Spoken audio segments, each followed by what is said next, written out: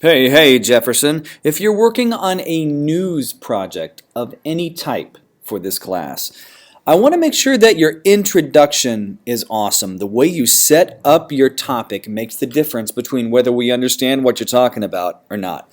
So take a look at the screen. Let's say I wanted to do a cooking show on the best dish I make in the whole entire world. That would be eggplant parmesan. I started thinking, what can I do for my introduction? When I think of eggplant, I think of stuff that kids don't like. So I went to this website and I found 3 ideas on why kids don't like eggplant. It has a weird name, it's really spongy, and if you cook it improperly, it can be a mess. But my main idea is if you do it right, kids will love it. My kids love this dish. So here's how to make one of my favorite Italian dishes, eggplant parmesan. That's going to be kind of my main idea.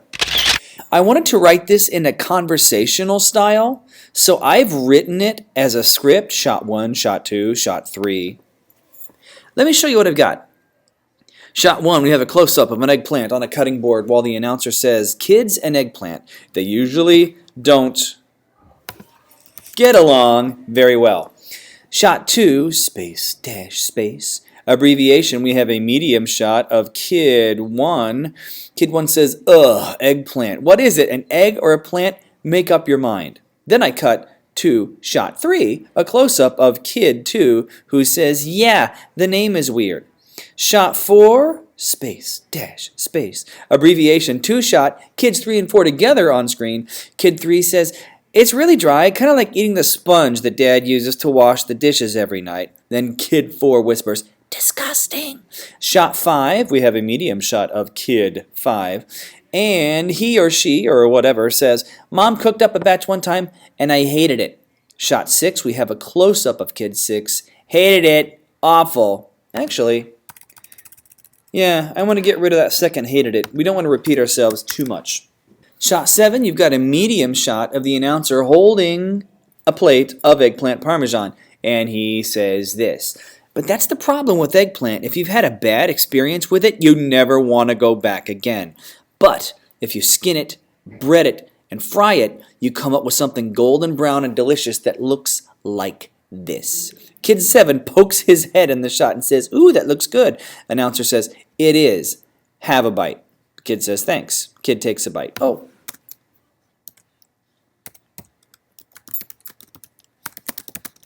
Yeah, let's have him hand the kid the plate. Thanks, kid takes a bite and says, this is really meaty. What is it, chicken? The announcer says, nope, it's eggplant parmesan. Cut to shot 8, a close-up of the kid, acting kind of freaked out. Eggplant? You mean that big, weird purple thing? Shot 9, cut to a close-up of the announcer. Yup. How does it taste? For shot 10, we cut to a 2-shot, space, dash, space, TS, kid and announcer. And kid 7 says, good, actually. The announcer says, yeah, I thought you'd say that. So here's the secret to making a classic Italian dish that your kids might not want to like, but in the end, he leans into the camera, I bet they do. Notice what I've written down at the bottom of the page. What's so great about this type of introduction? There's lots of cheesy personality. It's not dull, dry, or boring. If you want to use straight facts for your intro, instead of making it like a conversation like me, that's great too. Just copy down the links where you found your information and write it up. The main thing we're looking for, right here in the middle of the page. Start with a topic a little broader than your main idea. I started with eggplant as a whole, then moved on to one specific dish. And my topic sentence of the entire video was the last sentence of my intro. If you want to make a dish your kids are going to love, here's how it's done. This question I get all the time. How many sentences do we need in the intro? I want you to aim for 10, and here's why. If it's too short or it doesn't feel complete, I'll have you add more. The point isn't to zip through the assignment and get the stupid thing done like a lot of people do.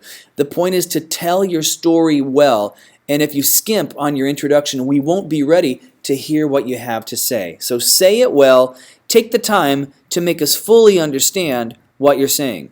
How many sentences do I have? I have no idea. I haven't counted them. But if I'm looking for 10, 1, 2, Let's count this as 3, 4, 5, 6, 7, 8, 9, 10. So I've got at least twice that. I'm looking for storytelling. If you're looking for the minimum number of sentences you have to do, you're looking at it wrong. You're almost asking, how can I squeeze out a C minus and not fail? What I'm looking for is storytelling stuff. So take the time, explain what you're doing, and get us kind of pumped about it. If your intro is boring, I'll have you do it again. If it seems short, I'll have you do it again. It's not because I'm mean. It's not because I hate you. It's because I want you to write excellent stuff. And if you speed through it and write average or below average stuff, you're totally missing the goal of the assignment. Make us get pumped about eating this weird dish.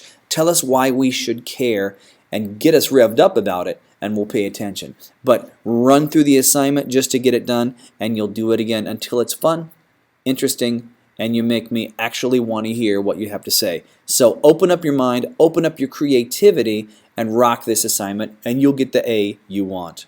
Thanks for shopping, Jefferson Multimedia.